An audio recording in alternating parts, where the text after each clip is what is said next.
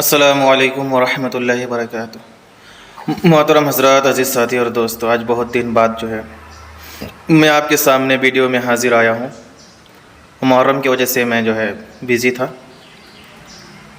حضور صلی اللہ علیہ وسلم کے بارگاہ میں ایک بوڑھی اماں حاضر ہوتی ہے۔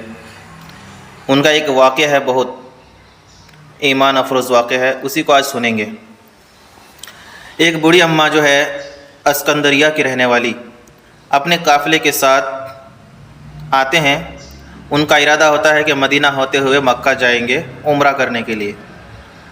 لیکن ہوتا کیا ہے کہ مدینہ پہنچنے کے بعد ان کا جو پیر ہے ٹوٹ جاتا ہے، یعنی زخمی ہو جاتا ہے اتنا کہ وہ چلنے سے معذور ہو جاتی ہے، ان سے چلنا نہیں ہوتا ہے۔ اب بظاہر آپ ہی بتائیے، اگر کسی کا پیر ٹوٹ جائے گا وہ چل پائے گا؟ ہرگز نہیں چل پائے گا۔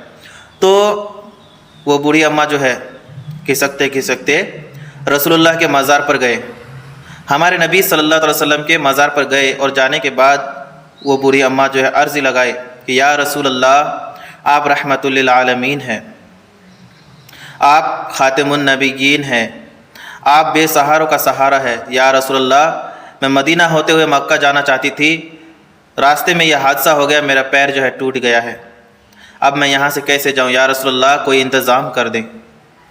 میرے دوستو، اگر یا رسول اللہ کہنے والا عقیدت مند ہو، اگر یا رسول اللہ کہنے والا ایمان والا ہو، تو یقیناً آپ جانیں حضور صلی اللہ علیہ وسلم ان کی مدد فرماتے ہیں، غائبانہ مدد فرماتے ہیں، حضور صلی اللہ علیہ وسلم ذریعہ بنا دیتے ہیں۔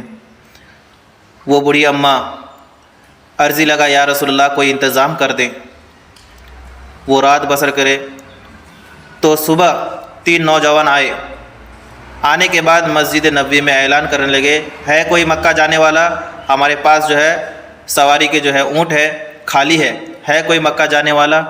اعلان کرنے لگے۔ وہ بوڑھی اماں کہنے لگی، بیٹا میں ہوں، مجھے مکہ پہنچا دو، میں وہاں جانے کے لیے آئی تھی لیکن میرے ساتھ یہ حادثہ ہو گیا۔ وہ نوجوان کہتے ہیں، اے اماں، ہم تو آپ ہی کو ڈھونڈ رہے تھے، کل رات ہمیں خواب میں حضور صلی اللہ علیہ وسلم آئے اور کہنے لگے کہ ایک بوڑھی اماں ہے جو میرے روزے پر آئی ہے اور ان کا پیر زخمی ہو گیا ہے، تم انہیں مکہ پہنچا دو، اور ہم آپ ہی کو ڈھونڈنے آئے رسول اللہ صلی اللہ علیہ وسلم کے جو ہمیں بشارت دی ہے۔ چلیے، تو وہ تینوں نوجوان حضور صلی اللہ علیہ وسلم کے کہنے کے مطابق ان کو اونٹنی پر بٹھاتے ہیں، اور بٹھانے کے بعد ان کو مکہ لے جا کر چھوڑ دیتے ہیں۔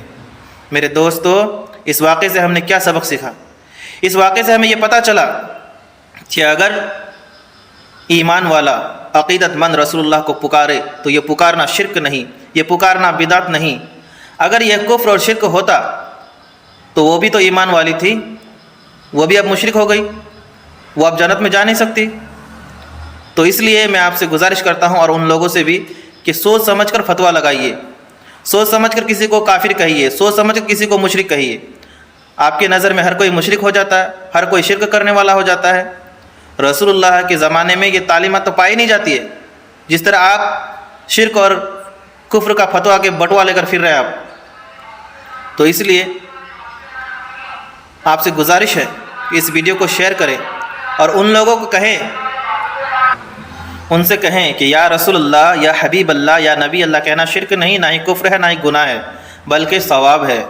اللہ تعالی ہم سبوں کو دین کے معاملے میں صحیح سمجھ بوجھ عطا فرمائے، اور اللہ تعالی تمام امت مسلمہ کی حفاظت عطا فرمائے۔